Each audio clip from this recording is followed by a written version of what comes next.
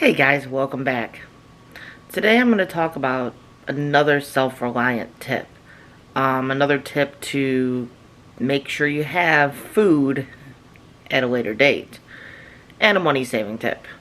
So, if you've already got your garden growing, seed saving is a huge thing to keep in mind. Make sure you're doing it, make sure you're trying to do it, and saving seeds from some of those plants, especially if you have a really prolific, amazing plant out there that's producing amazing fruits.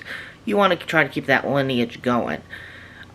Typically, you want to try to make sure things like cantaloupe and stuff are not planted close to other melons because they can cross-pollinate. Not always possible. Not in my yard. It's not possible. But it's still not a bad idea to try to keep those seeds. So I'm going to show you how you can save cantaloupe seeds today. Let's dive in. So I've already scooped out the seeds from a cantaloupe. Make sure it's a ripe cantaloupe. You're going to scoop out the seed masses that are in the center. I put it into a bowl because that's just what I had at the moment.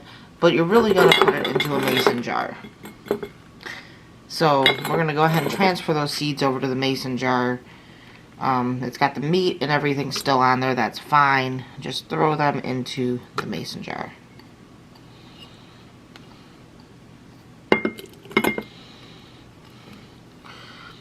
So, really the next step is you're going to fill this up with some warm water, not hot, just warm, and put a lid on it and let it sit for 2 to 4 days. Essentially, you're fermenting the seeds.